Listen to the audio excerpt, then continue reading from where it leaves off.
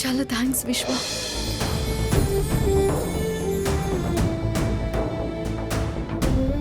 నేను వెళ్ళడం నీకు ఇష్టం లేదని నాకు తెలుసు విశ్వ, కానీ తప్పదు.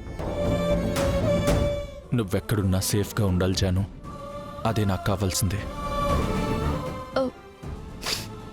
విశ్వ, నాకు బాగా ఆకలేస్తుంది, వెళ్ళి భోంచేద్దాం పద. పద.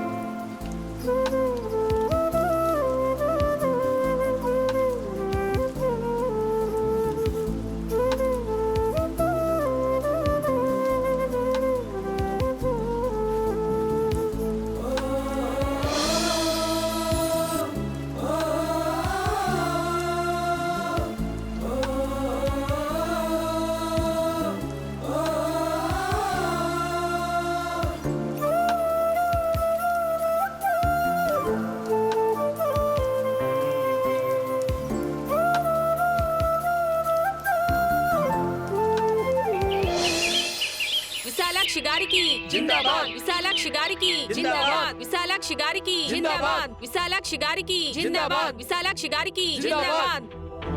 ఇదిగోండమ్మా. విశాలాక్షి గారికి జిందాబాద్, విశాలాక్షి గారికి జిందాబాద్, విశాలాక్షి గారికి జిందాబాద్.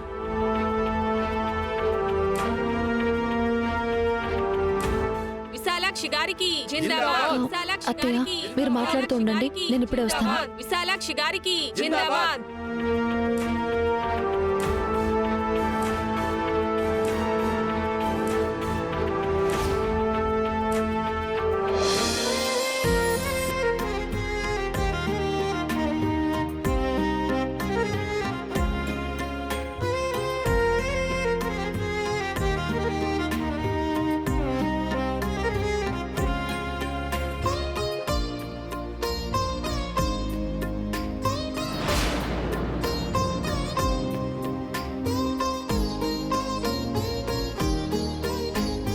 తులసి, టైం అవుతుంది, తొందరగా రా. వస్తున్నాను. ఖుషి దా.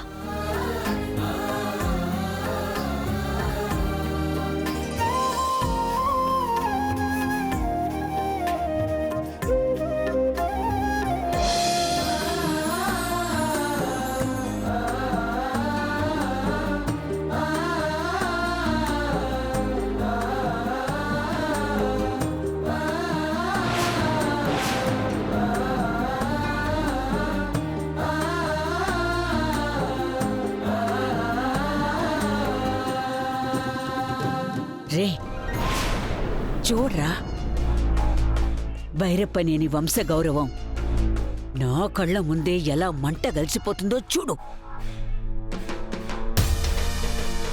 నీ పెళ్ళాం ఆ తులసితో మెళ్ళో కండవా వేయించుకుంది.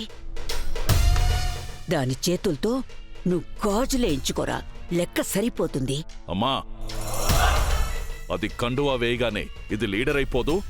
ఓ 10 మందితో జై కొట్టించుకోగానే ఎమ్మెల్యే అయిపోదమ్మా. అది ఏమైనా కాని జరుగుతున్నది చూస్తుంటే మాత్రం ఏ నీళ్లు లేని బావిలోనూ దూకి చావాలనిపిస్తుంది. వద్దు బామ్మ. అత్తయ్య ఘోరంగా ఓడిపోవడం, ఆ తులసి ఈ ఇల్లు వదిలిపోవడం, ఇవి చూడాలన్నా మీరు బతుకుండాలి. చాలా కరెక్ట్గా చెప్పావమ్మా. జరగబోయేది అదేనమ్మా. నువ్వు చూస్తూ ఉండు. నువ్వేదేదో చెప్తుంటే చూస్తూ ఉండబట్టేరా ఇంత దూరం వచ్చింది. లేదంటే నేనీ పాటికి నీ ముద్దుల పెళ్ళాన్ని, దాని ముద్దుల కోడల్ని ఇద్దరినీ కలిపి రోట్లో వేసి నూరొదిలిపెట్టుండేదాన్ని. ఇప్పటికీ మించిపోయిందేం లేదు బామ్మ. వాళ్ళ తిక్క కుదిర్చి లెక్క తేల్చే ప్లాన్ ఒకటి నేను వేశాను. ఏంటి కనిష్క అది? వీళ్ళ స్కెడ్యూల్ ప్రకారం 9 గంటలకి ర్యాలీ స్టార్ట్ అవుతుంది. 10:30కి గ్రౌండ్లో మీటింగ్. అక్కడే ఆ మీటింగ్లోనే వీళ్ళ బాగోతాలకి శుభం కాటు పడుతుంది. ఇంతకీ ఏంటమ్మా నువ్వు అనేది? ప్లాన్ ఏంటి? చాలా పకడ్బందీగా వేసిన ఆ ప్లాన్ ఏంటంటే,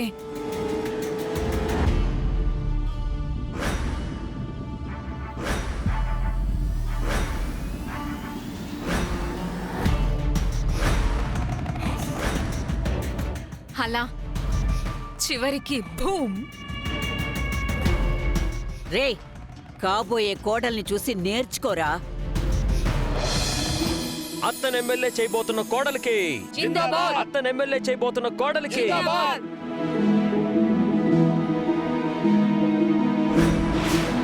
విశాలాక్షి గారికి జిందాబాద్. చాలు, చాలు, విశాలాక్షి చాలు, గారికి చాలు. జిందాబాద్. అత్తయ్య, ఇంకా బయలుదేరదాం రండి. సరే రండి. పదమ్మా.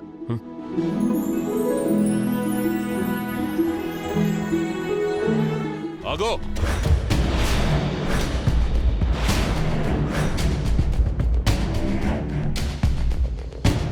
ఏమైందన్నా?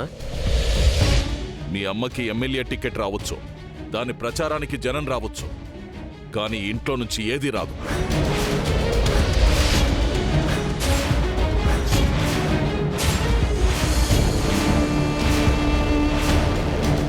ఎందుకంటే ఈ ఇల్లు నాది.